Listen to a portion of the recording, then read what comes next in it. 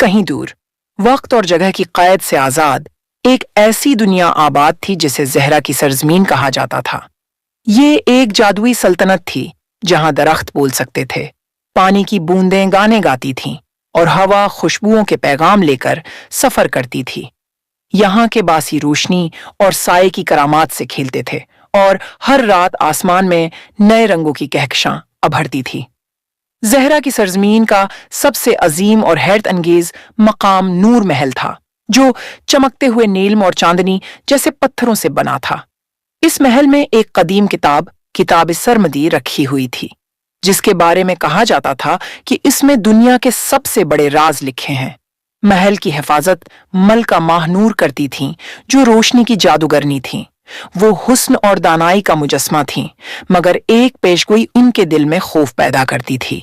ایک دن تاریکی کا سایہ زہرا کی سرزمین پر چھا جائے گا اور صرف ایک منتخب فرد ہی اس سرزمین کو بچا سکے گا۔ دوسری طرف زہرا کی سرزمین کے کنارے ایک چھوٹے سے گاؤں میں الیان نام کا ایک لڑکا رہتا تھا۔ الیان عام انسانوں سے مختلف تھا۔ اس کی آنکھیں چمکدار نیلی تھیں، جیسے ان میں ستارے بسے ہوں، اور اس کے ہاتھوں میں ایک غیر معمولی طاقت تھی جسے وہ سمجھ نہیں پایا تھا۔ ایک رات جب الیان نے خواب میں ایک روشنی کو اپنی طرف بلاتے دیکھا تو صبح ہوتے ہی اسے اپنے اندر عجیب سی تبدیلی محسوس ہوئی۔ وہ درختوں کی سرگوشیاں سن سکتا تھا، ہوا میں تیرتی روشنی کو محسوس کر سکتا تھا، اور سب سے حیران کن بات، وہ اپنے ہاتھ سے روشنی پیدا کر سکتا تھا۔ اسی دوران زہرا کی سرزمین پر ایک بھیانک سایہ نمودار ہوا۔ یہ زلان تھا، جو تاریکی کا شہزادہ کہلاتا تھا۔ زلان کئی سالوں تک کسی گمشدہ قید خانے میں مقید تھا، مگر اب وہ آزاد ہو چکا تھا اور زہرا کی سلطنت کو اپنے سحر میں جکڑنا چاہتا تھا۔ زلان کے ساتھ ہزاروں سائے تھے جو رات کے اندھیرے میں ہر روشنی کو نگلنے کے لیے بے تاب تھے۔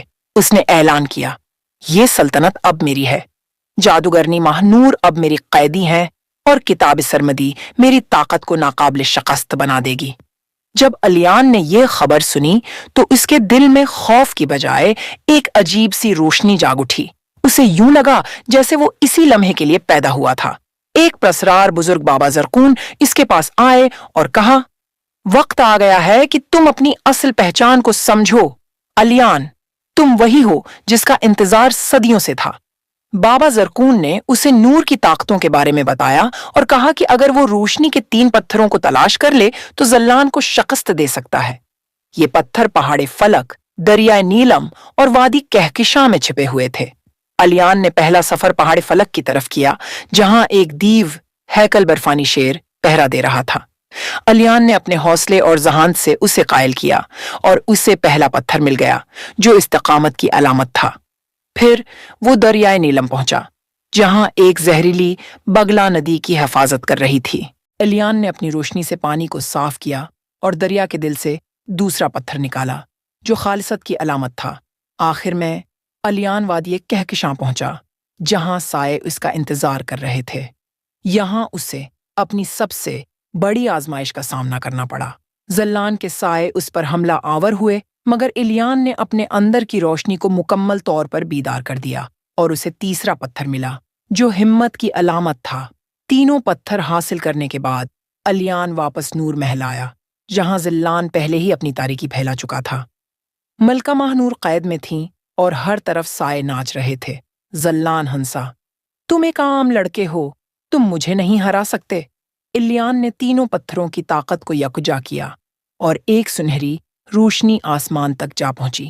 ہر سایہ جو زلان کے قابو میں تھا تحلیل ہونے لگا۔ زلان نے چیخ ماری، یہ ممکن نہیں، مگر الیان کی روشنی نے اس کی تاریکی کو جلا کر راکھ بنا دیا۔ زلان کے خاتمے کے ساتھ زہرا کی سرزمین پھر سے چمکنے لگی۔ ملکہ ماہ نور آزاد ہو گئیں اور الیان کو محافظ روشنی کا خطاب دیا۔ الیان کو تب احساس ہوا کہ وہ ہمیشہ کے لیے خاص تھا۔ وہ زہرا کی سرزمین کا مقدر تھا، اور یوں زہرا کی سرزمین میں روشنی پھر سے لوٹ آئی اور اس کی کہانیاں ہمیشہ کے لیے کہکشاؤں میں گونجتی رہیں۔